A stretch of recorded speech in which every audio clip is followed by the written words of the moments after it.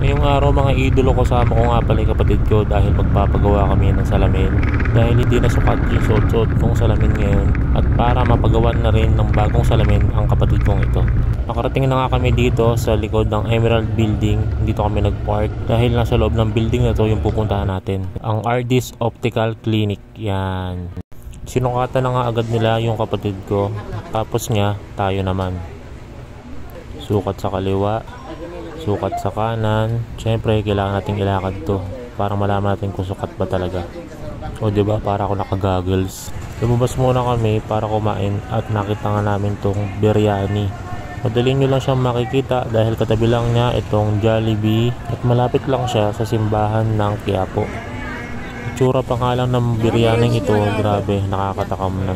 150 pesos nga pala to mga idol. Kaya tikman na natin yan. Tinanong ko rin yung kapatid ko kung nagustuhan niya at ito ang sagot niya. Sarap, Prince. Legit, masarap talaga tong biryaning to. At konting lakad pa nga, nakita naman namin tong white gulaman ni Kuya. 10 piso lang yan mga idol, napakasarap. Wait lang ma'am. Ayaw may tataob ko to. Ayos yun ah. Pagkakain namin, bumalik na nga agad kami sa Ardis.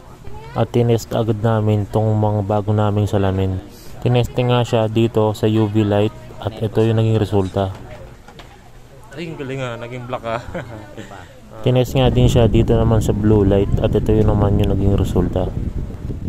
Hindi tumatagos sa lens yung blue light. Ayan o. Kahit dun sa kabila, hindi talaga siya tumatagos. Protection daw yan para sa mga laging gumagamit ng gadget kagaya ng cellphone, laptop, TV. Yan.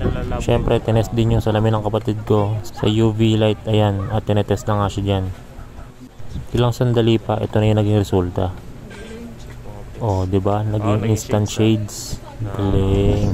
Ito nga pala yung shop nila mga idol. Napakarami talagang pagpipili ang mga frame. Ilalagay ko nga pala sa description below yung mga rates nila at promos. Hanggang dito na lang mga idol. Salamat ulit dito sa Ardis. Thank you ma'am, thank you sir. Thank you po.